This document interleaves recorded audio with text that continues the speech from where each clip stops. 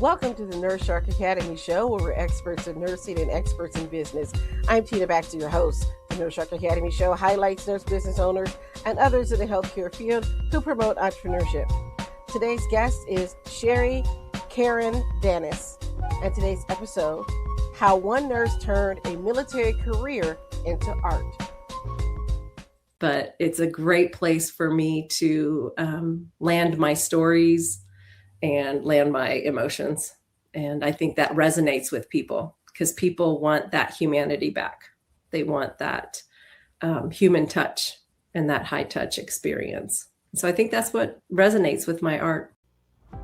Break free and come feel the sun with the Nurse Shark Academy. Nurses, are you ready to break free from the grind and build something of your own? It's time to take your skills beyond the bedside and step into entrepreneurship.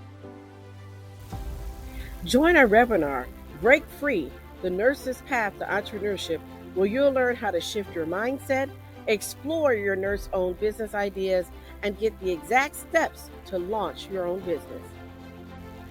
This is your time to take control of your career and create a future you love.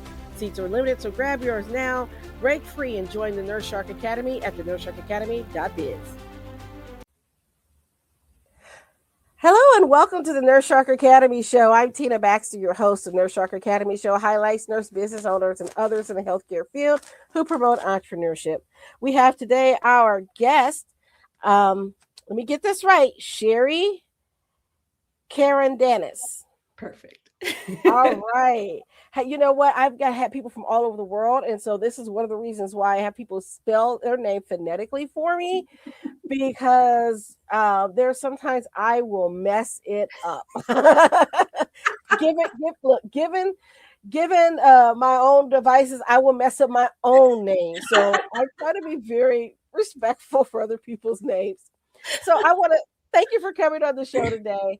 I'm excited to talk to you because Cheri is a nurse, an entrepreneur, and also an artist. And so there's a lot that I want to dive into that and learn more about your art. And of course, you know, we're going to want some pictures or something so we can put it with your show notes. But let's get to the first thing of what made you become a nurse? You know, I grew up thinking I was going to be a doctor. I think I was probably told I was going to be a doctor. And so then I just fell in line and started preparing to be a doctor. And I studied hard. I went to college and it was my sophomore year. And I went to a Christian university and I was sitting in chapel one day and just something hit me. And this question came up is, do you want to be married to medicine? Now, wait, first of all, I have to stop you. What Christian university did you go to? Oral Roberts University. Oral Roberts. Okay, so I went to Christian University as well. So I went to Taylor University, and you are one of our biggest rivals. That's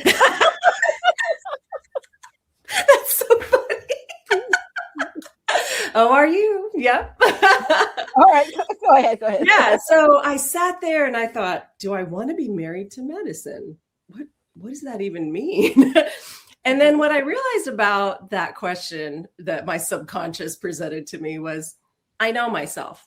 I know that if I had become a physician, I would be married to medicine. I would go all in and be married to medicine. And I don't know. I know that there are so many amazing people that can do both. They're physicians, they're moms, they're wives, they do it all. But I think I just knew myself and wanted to be a mom and a wife one day. And I think knowing what I know now, but back then, was maybe I knew that I wanted more connection with patients than being a physician would be able to provide. Because physicians don't have the time that us nurses do with our patients. And I think my soul just knew that's what was going to be rewarding for me, was the connection and that time that I could spend with patients and their families, and to kind of explore all the parts of their care, not just their physical parts. And so I switched into nursing and never looked back, never regretted it. It's been a ride. It's definitely been connecting. It's taught me so much about that. It's funny because some of our story kind of parallel each other, because I too started out with the idea I was going to become a physician. Oh, Had that in my mind. That's exactly what I wanted to do until about my senior year.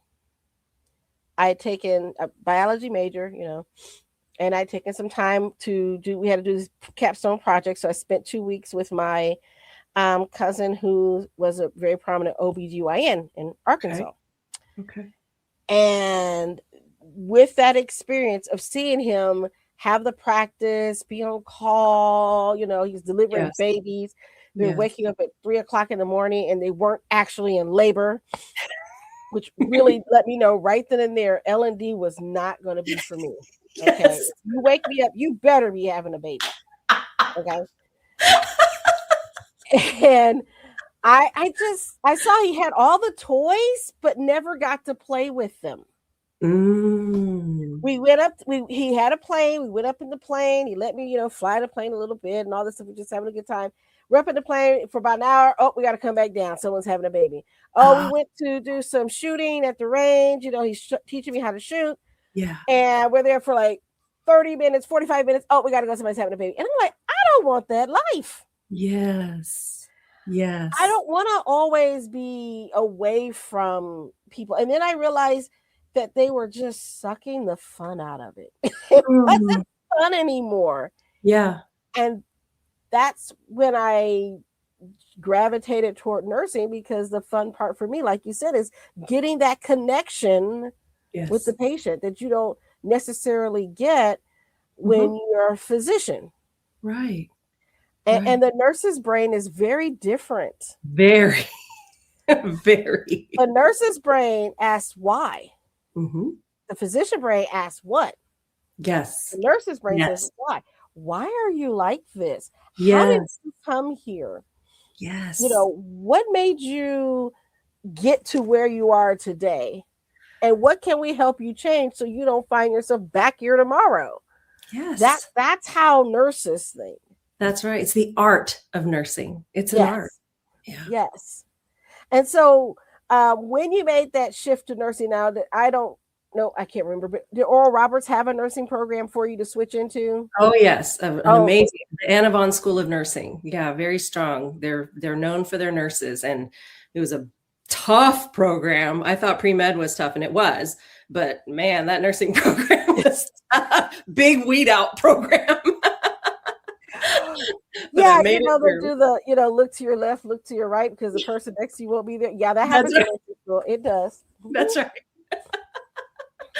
But I made it through, thank God. I made it through. Well, when you have classmates that can't pass fundamentals like bed making and taking vital signs, and they're gone. We had someone who switched. She was so overwhelmed with nursing school. She changed. She dropped out for a year, had to go to therapy, and came back and became a social worker. Wow. Well, then you know. Yeah. Then you know. Yeah. It's not for everyone. It's not for everyone. Should be a nurse. If you're not a nurse and you're listening to this podcast, please let me tell you, it's not an easy road. And for nurses that, I want to say, potential nursing students that think that they're just going to go in there and it's just, it's a whole different animal. When, because of how rigorous your program is, you get out of things that everybody else has to do. Like I remember, because our clinicals would often clash with chapel, we got excused from chapel. Yes. It was like, oh, you're a nursing student, never mind. Yeah. That's a big deal at a Christian university. It is. Oh, you can't be in this student club meeting? Okay, we understand. Okay. You're a nursing student. You're a nursing student. Never mind, And you don't really have a life during that time when you're in school. Now, afterwards, yes, there's things you can do. You can, all this.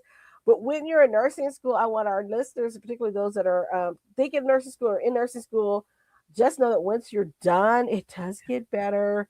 Yeah. And Yes, and there are some of us that go back and do it again, called graduate school. Crazy.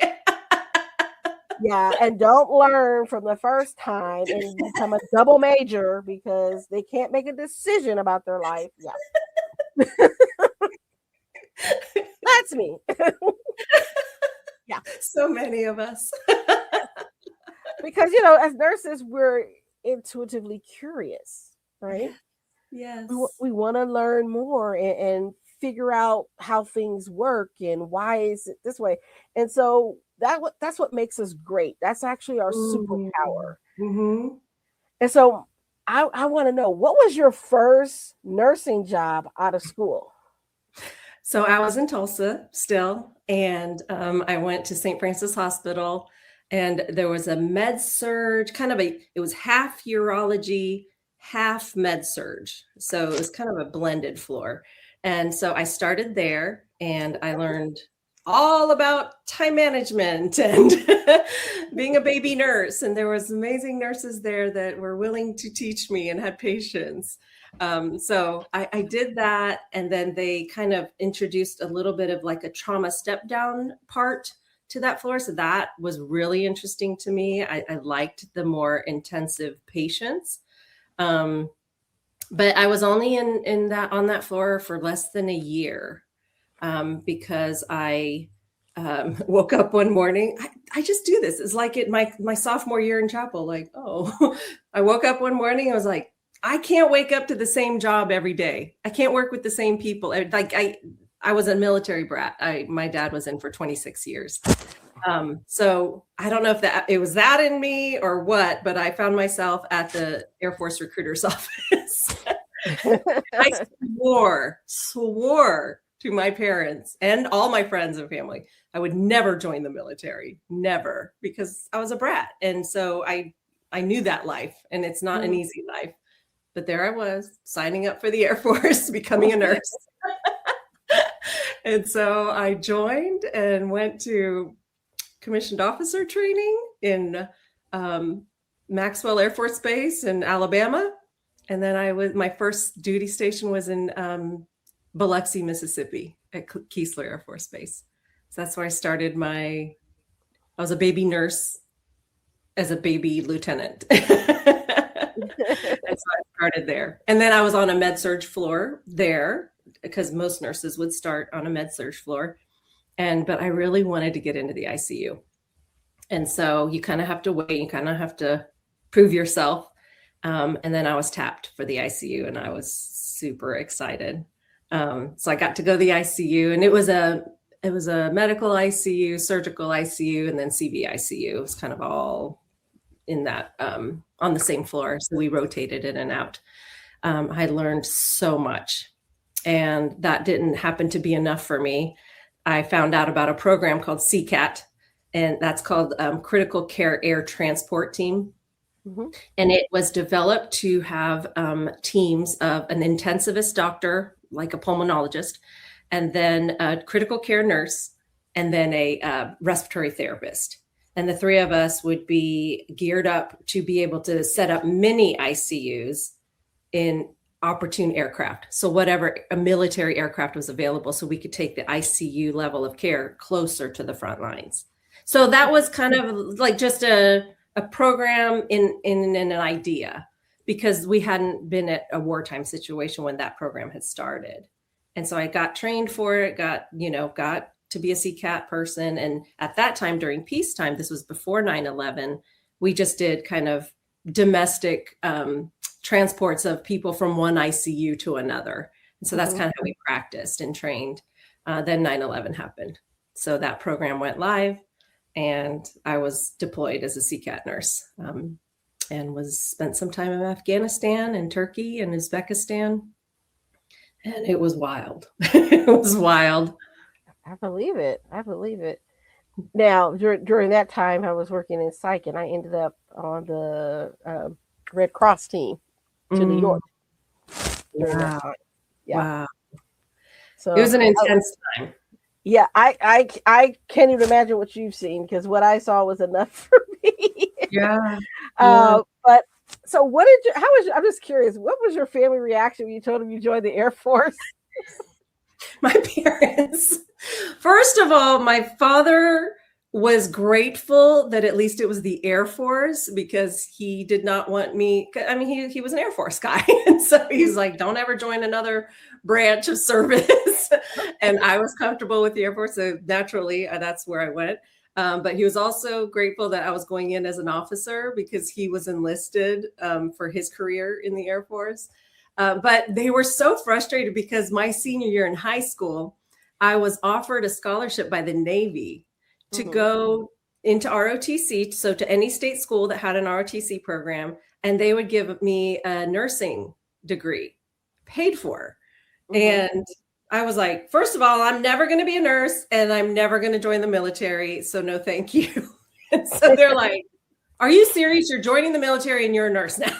Like, and we paid for private Christian education. What are you doing? So they were shocked, but I know we're a military family, so they're very proud. And at that time, it was a good time to be in the military. There wasn't a lot going on, as far as wars. And so I did get deployed to like Saudi Arabia for Operation Northern Watch, but it wasn't a crazy deployment or mission. But then when September 11th happened, that's kind of like, oh, that's what it's really about, this preparing for this kind of situation. But God got us through. We got through. What's interesting is that when I think about 9/11 and what happened, pre 9/11 and then post 9/11, yes, right? And how the world changed. We hadn't experienced that level of an event until COVID. Yes. And the world changed again and never moved back to what it was before. That's right. That's right. And, going through the pandemic, for nurses, I've had them describe it as a war zone. Yes. Because people, people just come in, you were dying. I was back in psychiatry, not in long-term care. I think that was divine that I wasn't in long-term care at that time, but I was back in psychiatry. And my job was to keep people out of the hospital as much as I could and help people through the transition. So while everybody, when the COVID started to go down, and things were getting better, we had the vaccine and everything. Yes. For the people in the hospital, the acute care hospital, things were looking up. But for us on the mental health side, things were still crappy.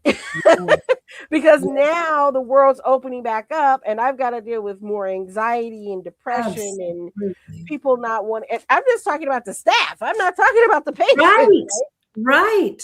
Because I remember after being at home for 2 years, suddenly I had to go back into an office and talk to people. And that was the weird thing.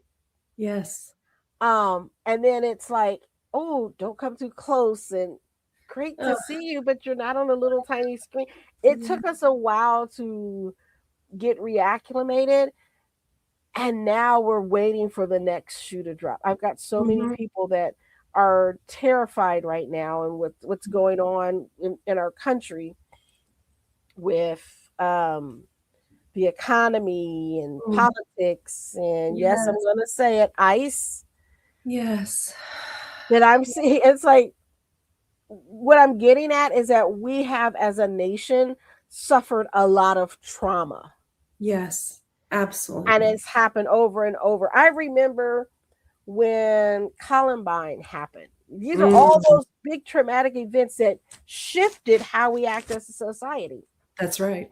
I remember when they bombed the government building. What was it? Which building? Oklahoma City. Oklahoma City. I was working in the nursing home as a CNA at that time when I was, trying to decide what I want to do with my life. And one of my patients was from the VA. He was a veteran. He had schizophrenia. And he believed that he caused that to happen with the power of his mind. He watched it on TV unfold, and we ended up having to ship him out to the VA, and then we couldn't bring him back because he also got very violent at that time. And so I've had a chance to work with a lot of veterans in a lot Mm. of different capacities. And I should have said this earlier, but I will say this: thank you for your service. Oh, it's Um, an honor. and I should say twice because you're a nurse. When during the pandemic, my family's been in the military. I have cousins that were, in the Navy, the Air Force, Marines. My dad was in the Army. So as a nurse, that had never happened to me until the pandemic.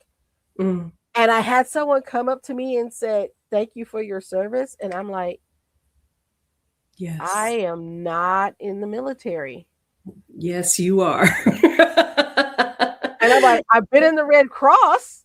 I was the only Red Cross nurse in my county. I was the Red Cross nurse in the county. That Oh was my military. gosh. I've dealt with disasters nationally and domestic, small interstate disasters, family fires, and things like that. But that was the first time anybody ever said that to me. Wow. And I thought, holy crap, we're in for it. Because for number one, it was like, as a nurse, it was like, you see me? You actually see me as a nurse? Yes. And Yes. so for you to serve in that way and to be there in that way, I applaud you, because there's not a lot of nurses that do serve. I mean, there are, but you know what I'm saying, that to that capacity. And for me, I think that you're almost doubly blessed, because first of all, you get to be a nurse, which is awesome. Yeah. But you also were able to serve our country. And so I appreciate you. And I know you've seen some things. And like I said, having worked with a lot of military people, I know there's things you can't talk about, right? Still. So I get all that, right? But what was it like because there's so many nurses that do either want to join the military or want to travel. What was it like to be a nurse in a different country? It was like there's two sides to it. As a nurse in the military, and mostly Middle East for me, I was in the Middle East. From our troops, there was this great appreciation and respect for our presence there, because they knew that if they needed us, they were going to need us, and that we were responsible for getting them home safely back to their people. So that was comforting for me as a nurse, because it felt like when we landed in Afghanistan, our little team, we did not pay attention during the classes where we were supposed to learn how to build tents. Like, we didn't pay attention in that field training. We were just like, oh, we're medical, it'll be fine. So when they hand us a tent and we're like, we don't know what to do. The Army guys came and helped us, because they knew what our role was there, and they appreciated us being there to help them and their fellow soldiers get back home. And so that I really appreciated, and it was a blessing to have that support. The other side of that that I felt was more challenging was being a woman in the Middle East, an officer woman in the Middle East, and providing care to Taliban. Our military does provide medical care to the enemy, and we treat them humanely. And, we had these little Geneva Convention cards that people laugh at now, because they're like, what does that mean anymore? Is that if I get captured, that they're going to treat me with respect? Probably not. Probably not. But as far as what I saw and what I experienced when we cared for the enemy, I treated them like a patient. And so that was difficult, though, because they did not see me in the same way. They did not respect, who I was, or me being a woman. Also, on the American side, or the military side, being a woman on a base full of men, because 9/11 just happened. So it was just really raw. Like, there were just bathrooms put up here and there, wherever, it wasn't a structured base. It was just kind of bombed out old Russian base that we moved into. And so being a female, it was really challenging, because we were definitely the very tiny minority. So even things like bathrooms or showers. We had between 0900 and 0930 to shower. And there was probably 50 of us females at the time on a huge base. And so getting 50 women to shower in 30 minutes was really difficult. I'm telling you, yeah. It was difficult. And so our little group got to know the Spanish. The Spanish were there for humanitarian reasons. They weren't combat, but they were there for humanitarian missions.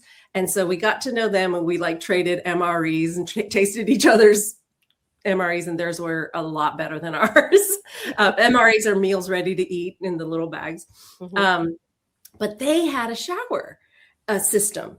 And so they offered for us women, because we were saying, gosh, we only have 30 minutes. There's 50 of us trying to take showers. And they're like, oh, come shower when our women shower.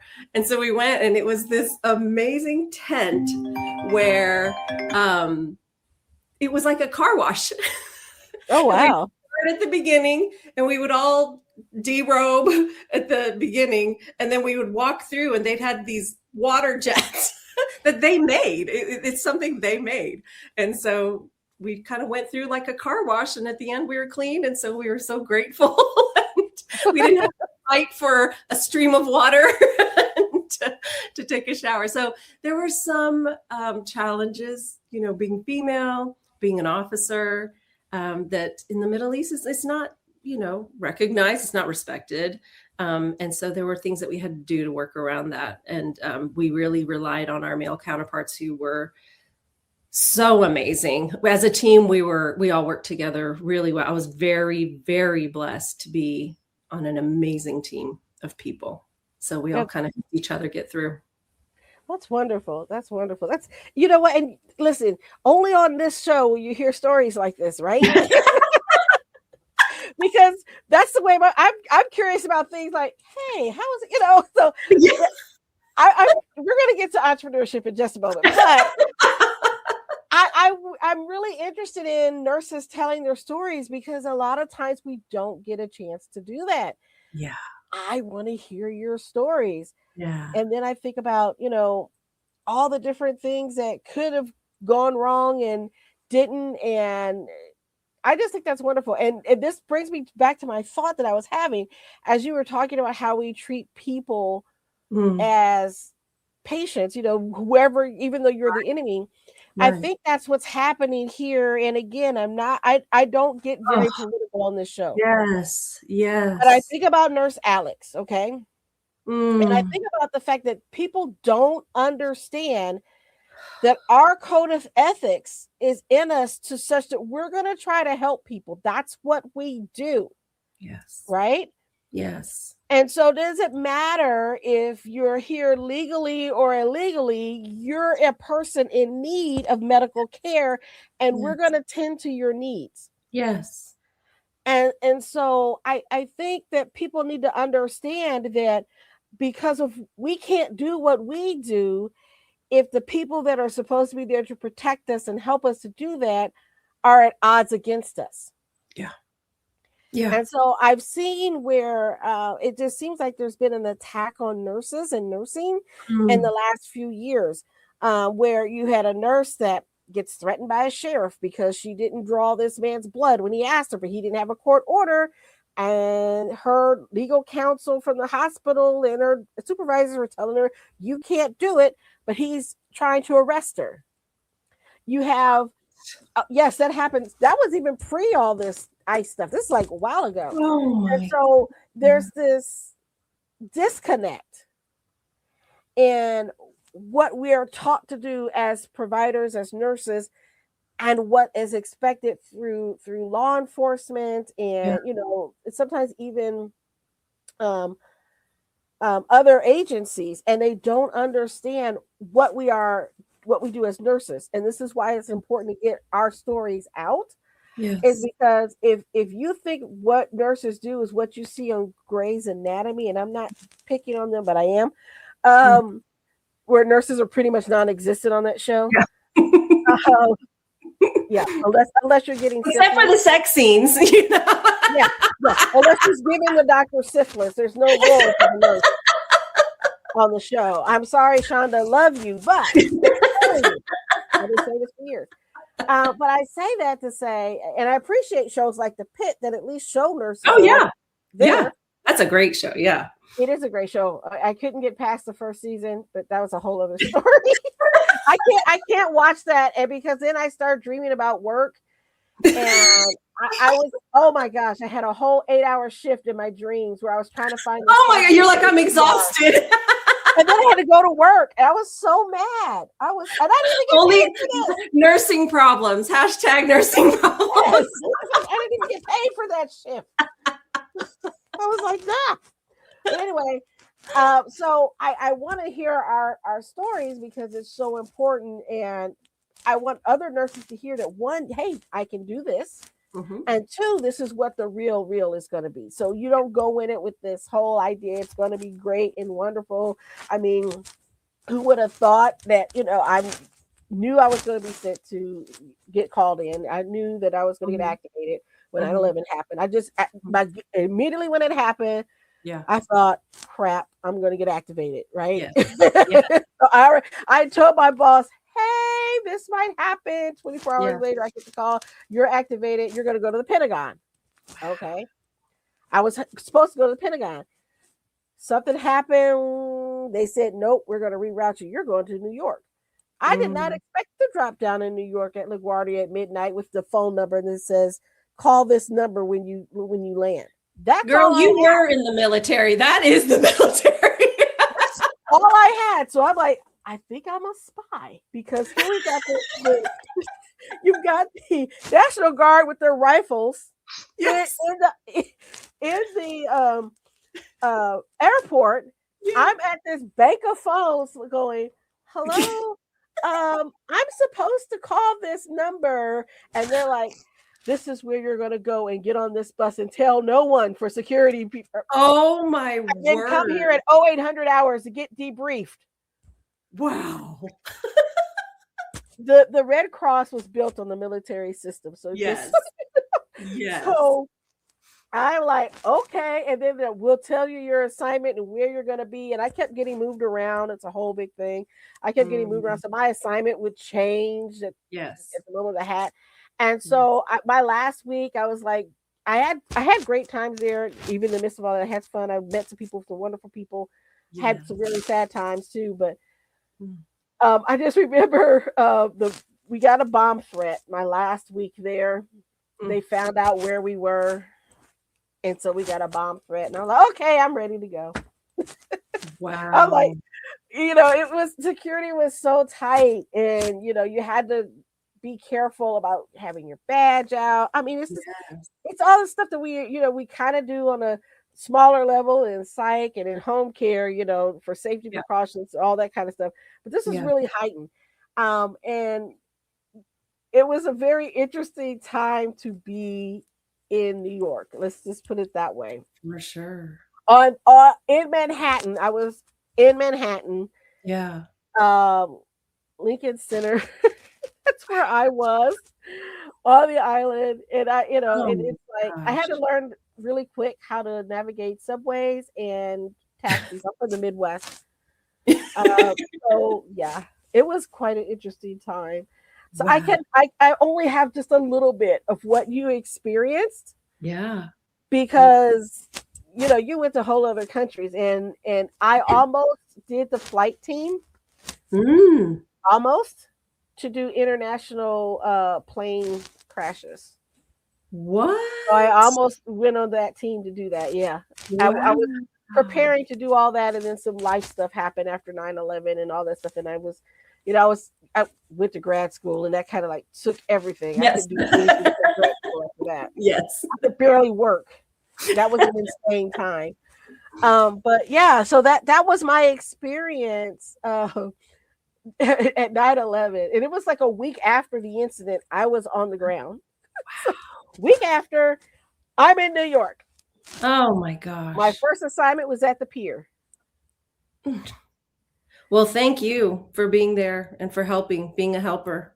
Yeah. So I was like, this is a far cry from just going to people's houses that get blown over by tornadoes and burnt by fires. I've got firefighters coming in covered in soot. Yes. people that taxi cab drivers that I'm doing therapy with Mm. in the cab because they found out I'm from the Red Cross and I'm a nurse, and people always tell me their life story. So, Yeah. you know, I had to comfort somebody who lost somebody in Mm. the because she's like, but she was a Christian, and why was she killed and I'm alive and I'm not a Christian, and Mm. you know, all this stuff, and it's My like, goodness. you know, and these are things that you deal with when you're in nursing, right? Yes. People find out you're a nurse. They're like, look at this Yeah. area. Is this something? Should I go to the doctor? Yes. With the advent of FaceTime, I mean, Oh, look at this here. uh-huh. It's like, I should probably see it in person, or maybe you should just go to the doctor. Look, you know, you live several states away, but Yeah. your eye is bulging out of your socket. Please go see a Go doctor. see someone about that. Yeah, you've got some angioedema. That could be very, you know, bad. Let's go get seen. I don't know what medicine you're taking that's causing Yeah, that. exactly. That's bad. You know, I get that all the time. I get that all the time Oh, from my God. family. It's like, and it's worse Because our access to healthcare is not good. So they call their nurse friend. exactly. Yeah. Hey, I think my kid broke their ankle. Should I Yeah. take it to the doctor? Yes. I don't have a cast. I don't have an X-ray. Why are you bringing them to me? Oh my goodness, it's so funny. There's this lady at church, and she was going into labor. My specialty is geriatrics. Keep that in mind. Okay, I told you about my L&D experience. Yes. Okay? Yes. They're like, well, Tina's a nurse practitioner. Yeah, for old people, I haven't delivered a baby in years. What are you doing? I love my midwifery friends, but I'm like, I found it boring. Yes. And so they're like, help her with this. And I'm like, I'm like, Oh, please, ma'am, don't goodness. have this baby here. Oh, I was like, please, isn't the please. pastor an EMT? He's got more experience than I do. I was like, and you're early? Oh my gosh. That's terrifying. I would be terrified. What are you doing to me? Oh, wow. Wow. My patients are 65 and up. Yeah. I'm very comfortable with that. I'm talking about death and dying, not about birth. That's right. I worked hospice. So come on. Oh. Wrong end of the spectrum. But everybody in your family, once they know you're you know, in the healthcare field, you're automatically tagged no matter what. That's My right. husband's bad about that. My wife's a nurse. It's like, telling them that I want them to talk to me like a patient so I can understand what the doctor's talking about. Quit telling him stuff. Because then they're going to assume I know. Yes. It's so true. I'm like, no, I want to get the real. But anyway, so let's get to what brought you into entrepreneurship. What made you become an entrepreneur? We're going to get to that because I can talk about this stuff all day, and you and I can talk all day. We could. So, military, I got out in 2003 after my deployments because my husband and I want to have kids, and I watched too many of my friends get deployed and leave their kids, and it was heartbreaking, and I didn't want to do that. So I did separate. And I worked in some civilian ICUs a little bit here and there, but I felt burnt out of that high adrenaline type of scene. And I think, you know, being deployed, it was just a lot. So I was like, okay, I need to find another type of job. Through a series of events that I did not plan, God knows better than me, I fell into hospice like you did. And I didn't think I would like it. I didn't think I'd be good at it, but I went to an interview to practice interviewing skills because after in the military, you don't interview for jobs, you're assigned to jobs. Yeah. And so I had never interviewed for a nursing job. So I just started practicing at interviews. And I was very honest and said, I know this is a hospice nursing interview, but I've never done it. I don't think I'd be good at it, but I just need interview practice. But she talked me into it. She said, I think you'd be great. And I did it for, I think, 12 years. And I got my master's degree through the GI Bill. I did go back and get my master's degree. And so then I became a nurse manager in hospice. And I loved that. It was really amazing to take care of the nurses. And then in 2019, I suffered 2 separate brain injuries. and they were 6 months apart. And I thought they were just going to be one of those things where it's like a concussion. One was a fall and one was a car accident. And I thought, oh, I'll just do what the doctors and the team, there was a brain rehab team. I'll do that, the concussion protocol. And I was not getting better. I was doing everything they were asking me to do. Nothing was making me feel better. The brain injury was taking a toll.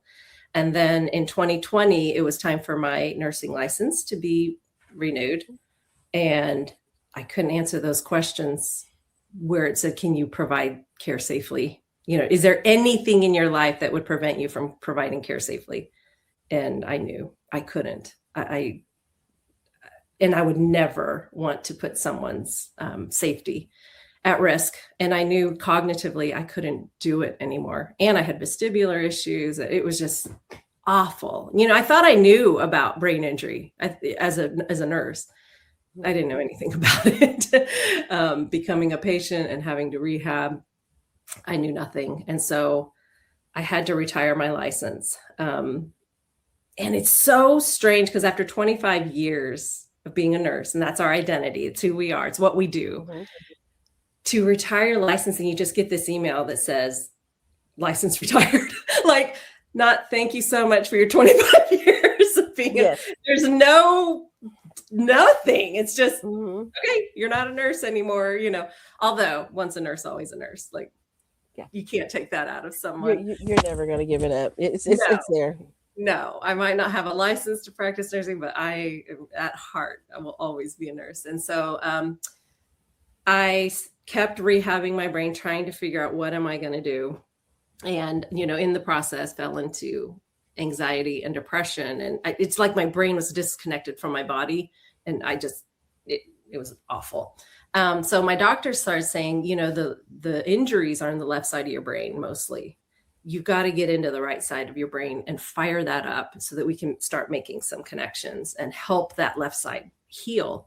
And I thought, okay, what does that look like? And they said, creativity, mindfulness, meditation. And I thought, no, I don't do any of that.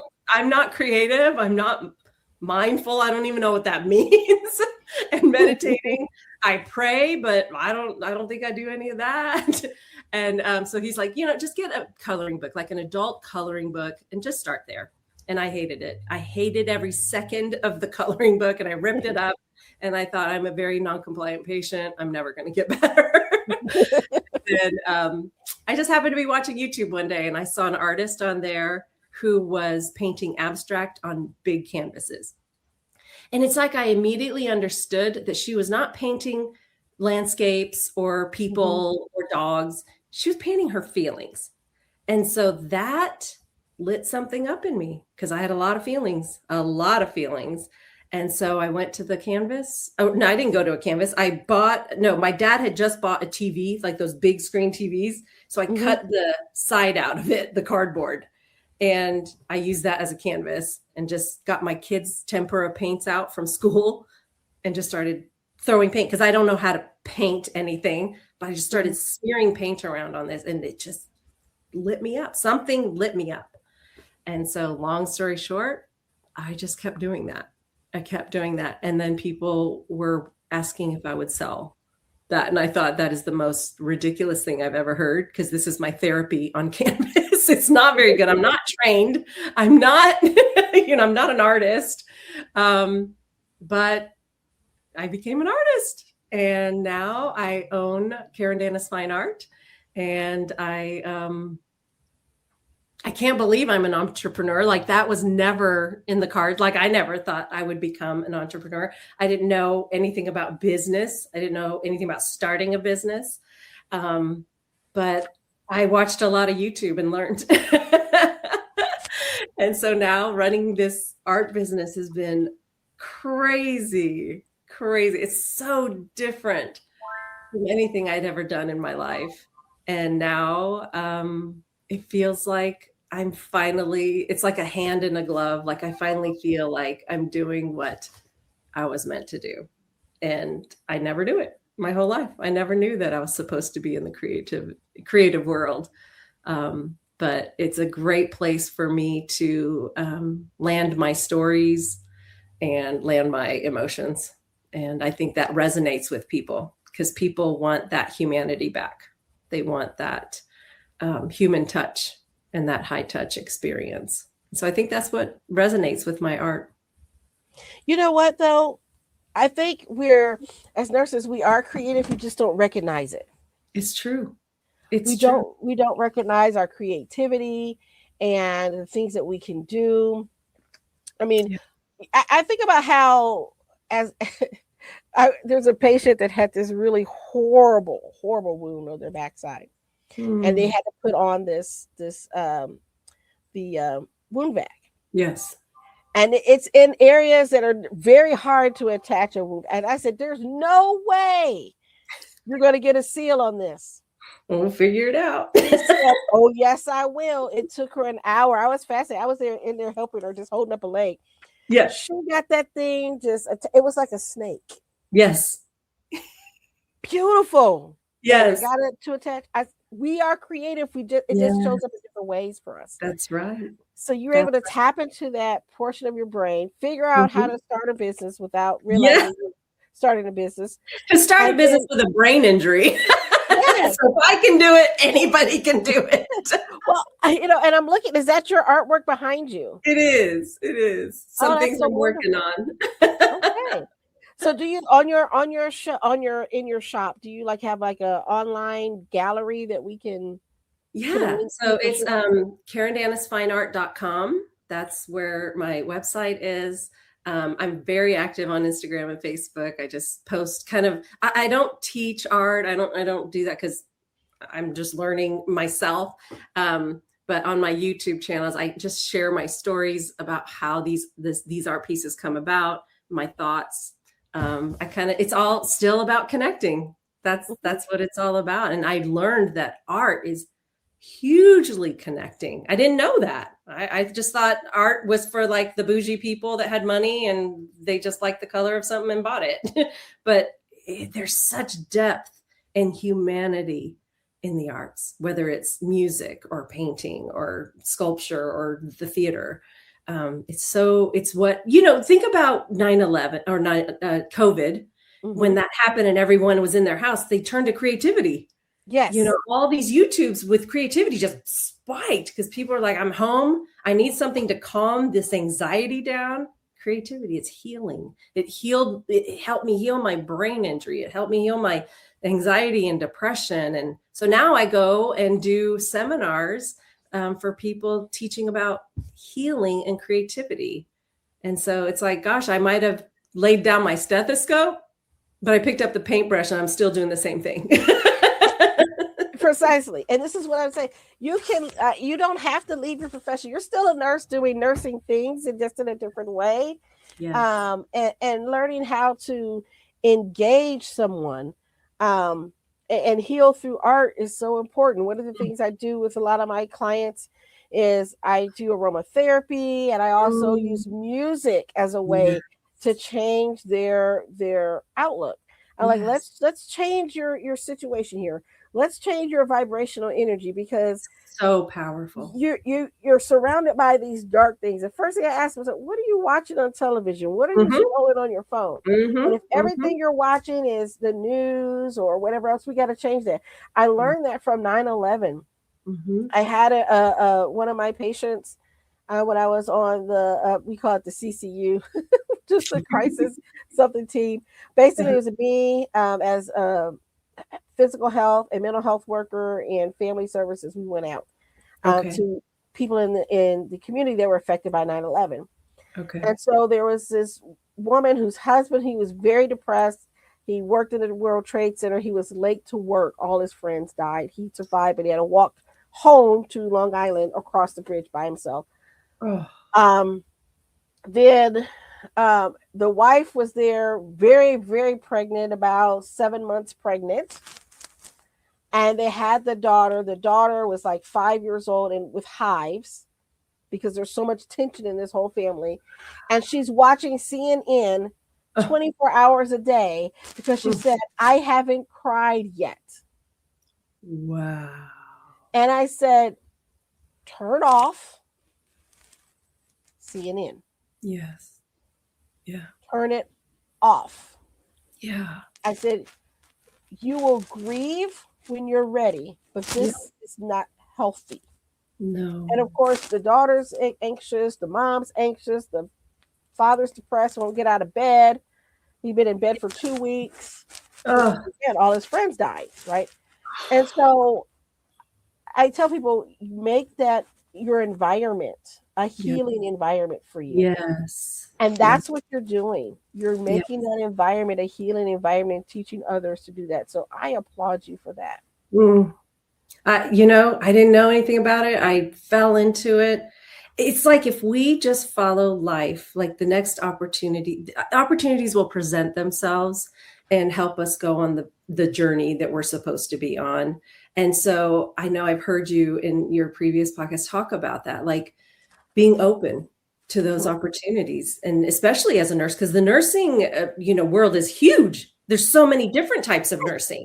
Yes. And you don't think, oh, I'll ever do this type of nursing. But if you just stay open to those possibilities and those networking opportunities, someone knows someone and they tell you, like, I didn't think I'd be a hospice nurse ever. I never thought I'd be a flight nurse, like really a flight nurse, but the opportunities came. And if we're brave enough to say yes to those opportunities, it's a great journey. And so that continued into art for me. I just said yes, even though I had no idea what I was doing.